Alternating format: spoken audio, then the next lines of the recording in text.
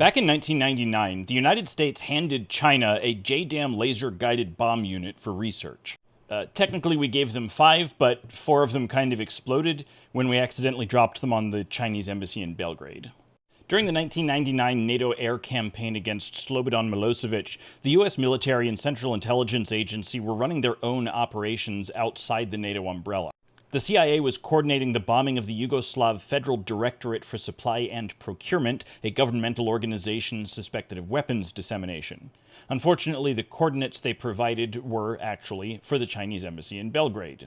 On May 7th, 5 American JDAM laser-guided bombs hit the Chinese embassy, killing 3 Chinese media journalists. The CIA and American military structure had the Chinese embassy listed at its old address, so when they compared the target to the no-hit list, no flags had been raised. It's worth noting that the NATO command structure had the embassy's correct address on record, so if the United States had actually acted in a spirit of cooperation, this incident would have been avoided. 5 months after the bombing, the British newspaper The Observer and the Dutch newspaper Politiken published articles claiming that the bombing had been deliberate.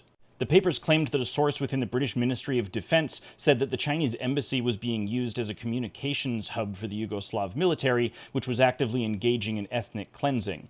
This was under the assumption that embassies wouldn't be targeted. The British MOD released a statement saying that they had no knowledge of the embassy being used in that way, and that if they had, they would have publicly contacted the Chinese government and asked them to stop, since it was a violation of international diplomatic law. The Chinese ambassador from the time denies the allegations. These articles didn't get major press coverage in the United States, with the New York Times and USA Today conducting their own investigations. 6 months later, they published that they could find no evidence that the attack had been deliberate.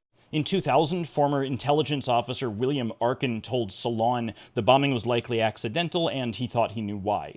The Chinese embassy was directly across the street from the headquarters of a well-known Yugoslavian mobster. These headquarters were bombed the same night as the embassy, and Arkin believes the United States detected communications signals from these headquarters and mistook both buildings as being the source. The Observer insinuated that China may have received parts of the F-117 stealth fighter that Yugoslavia had shot down earlier in the war in exchange for these services, and in 2011, the Associated Press reported that China's first stealth fighter, the J-20, may well have been developed from reverse-engineered F-117 parts.